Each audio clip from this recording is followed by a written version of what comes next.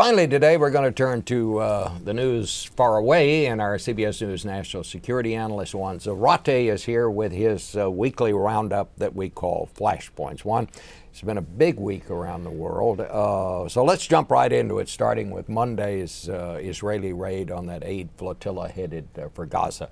What's the latest on that? This is really a diplomatic mess that isn't getting any better, Bob. And in fact, it's one of these events that we can look at as a flashpoint, really a tipping point for Israel in many ways. It was a bungled attempt to stop the flotillas with the use of heavy-handed tactics against what was viewed as a humanitarian mission.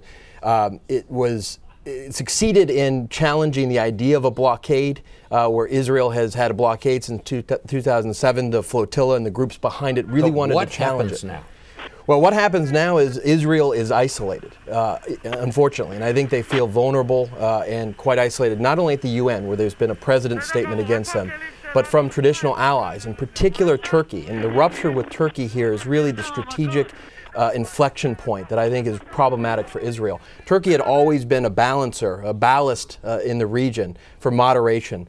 And now you see Turkey really serving as a protagonist against Israel. And you've seen it now with the protests around the funerals, chants against Israel, burning of flags in Turkey. You've never seen that before. And so you've got Israel really on its heels, really feeling isolated and vulnerable. And a U.S. administration that has to walk a tight wire here in terms of supporting Israel, but also not angering Turkey either.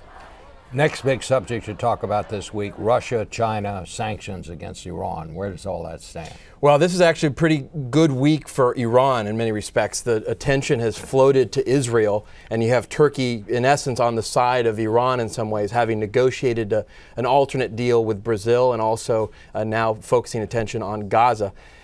But still, there is talk of moving toward a forced sanctions against Iran. Significantly, the International Nuclear Arms Administration, IAEA, came out with a very significant report this week suggesting that Iran continues to build up its nuclear weapons capacity, potentially having enough fuel, low-enriched uranium, for 2 potential nuclear weapons. This report is really going to be the thrust for the discussions at the UN, and the U.S. has hoped for unanimity in the Security Council. The problem is, and this mixes back with the Gaza situation, Turkey does not want to move toward sanctions against Iran, nor does Brazil, both of which sit on the Security Council. So this is going to be a diplomatic dance of high significance, and we're going to see if we get some sanctions out of this that really matter. So really not really anything definitive so far, but no, and I think the administration's been working very hard to get some tough sanctions that will have some teeth, that will demonstrate unanimity internationally, and I think that's going to be very tough to get.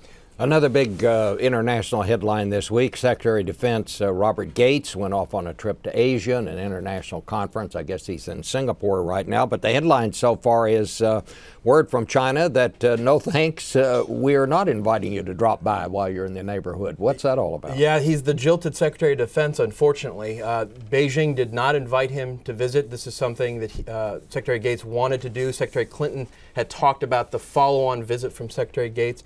This is really an unfortunate break with the Chinese.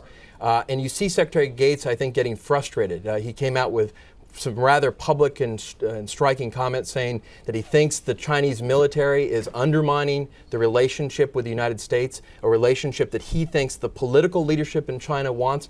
And so Secretary Gates is trying to drive a divide between the military and the political side in Beijing. But this is significant because China is a huge player internationally, obviously, but at a critical time when we're worried about tensions with North Korea, where China really is the sole player that has leverage over Pyongyang, to not have a voice there, to not have Secretary Gates talking to his military counterparts is a real deficit and a problem. This is all because of recent arms sales to Taiwan. That's right. Over $6 billion arms sale during the Obama administration to Taiwan.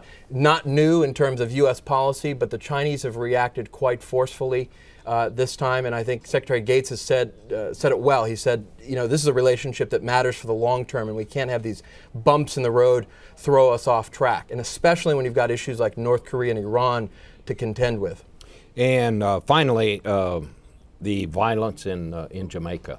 Where is that now? Well, unfortunately, the violence occurred. We had a 4-day assault, basically urban pitched battle in the heart of Kingston, Jamaica, as the security forces attempted to arrest a drug lord there known as Christopher Dudas Coke. Basically a shadow mayor in parts of Kingston, a very well-regarded local leader, gang leader there. And so what happened was an eruption of a civil battle, in essence. He is still on the loose. Jamaican authorities are still trying to find him. They've pledged this week they're going to find him. They think he's still on the island. The problem is Coke still has quite a bit of influence, both politically and on the ground in places like the Tivoli Gardens, where his constituency is. And so this battle isn't over, unfortunately, and I think the police forces have a big problem on their hands. All right. Juan Zarate, we used to call that hopscotching the world for headlines. Thanks, the old cliche.